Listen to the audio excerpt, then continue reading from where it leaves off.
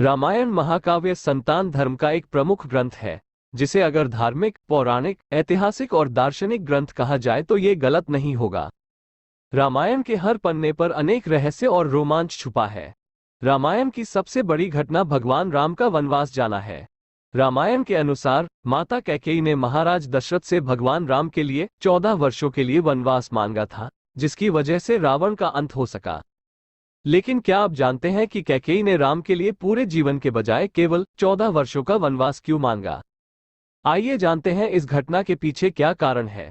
राजा दशरथ की तीसरी पत्नी कैकेयी भगवान राम से अपने बेटे भरत से भी ज्यादा प्रेम करती थी। उन्हें राम से बहुत आशाएं थीं। जब कैकेयी ने भगवान राम से 14 वर्षों का वनवास मांगा था, तब सबसे ज्यादा भरत हैरान हुए थे, क्योंकि वह जानते थे कि माता राम से कितना प्रेम करती है।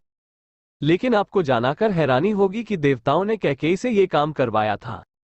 इसके पीछे एक रोचक कथा है। विवाह से पहले कैकेयी महर्षि दुर्वासा की सेवा किया करती थी। कैकेयी की सेवा से प्रसन्न होकर महर्षि दुर्वास ने कैकेयी का एक हाथ वज्र का बना दिया और आशीर्वाद दिया कि भविष्य में भगवान तुम्हारी गोद में खेलेंगे। समय का पहिया चलता रहा और कैकेयी का विवाह राजा दशरथ से हो गया। एक समय स्वर्ग में देवासुर संग्राम आरंभ हो गया। देवराज इंद्र ने राजा दशरथ को सहायता के लिए बुलाया। रानी कैकेयी भी महाराज की रक्षा के लिए सारथी बनकर देवासुर संग्राम में पहुंच गई। युद्ध के दौरान दशरथ जी के रथ के पहिए से कील निकल गया और रथ लड़खड़ाने लगा। ऐसे में कैकेयी ने कील की जगह अपनी उंगली लगा दी और महाराज की जान बचा ली। राजा दशरथ को जब पता चला कि कैकेयी ने युद्ध भूमि में किस साहस का परिचय दिया है, तो वह बहुत प्रसन्न हुए और 3 वरदान मांगने के लिए कहा। कैकेयी ने उस समय प्रेमवश ये कह दिया कि इसकी जरूरत नहीं है, अगर कभी जरूरत होगी तो मांग लूंगी।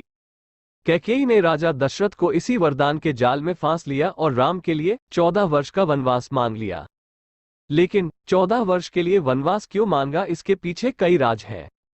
Kaiki ne kauhata varsa ka vanavasa mangakara yaha samihaya ki agara vyakti uvavasta mem kataha yani penka janyanendrium kana, naka, enka, jibba, tivaka penka karmendrium vak, pani, pata, payu, upasta tathamana, buddy, sita ora hankara ko vanavasa ekanta atma ke vasa mem rakega tabi apain andara ke gamanda ora ravana ko marapega।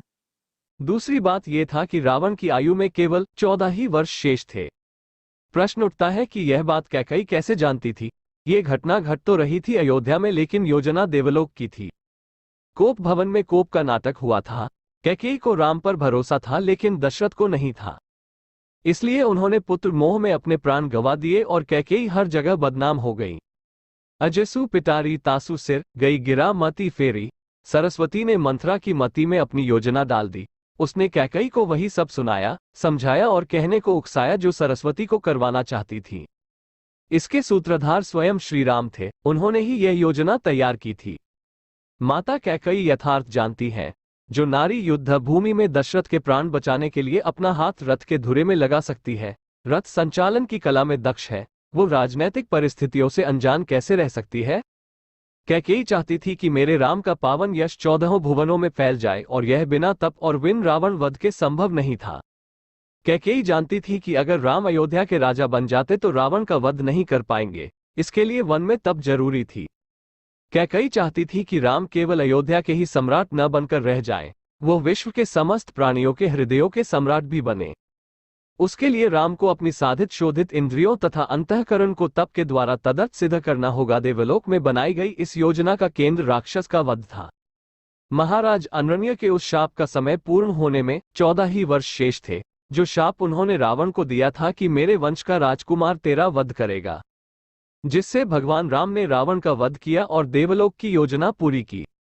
Ramayan और महाभारत दोनों में ही 14 वर्ष वनवास की बात हुई है। रामायण में भगवान को 14 वर्ष का वनवास भोगना पड़ा था, जबकि महाभारत में पांडवों को 13 वर्ष वनवास और 1 वर्ष अज्ञातवास में गुजारना पड़ा था।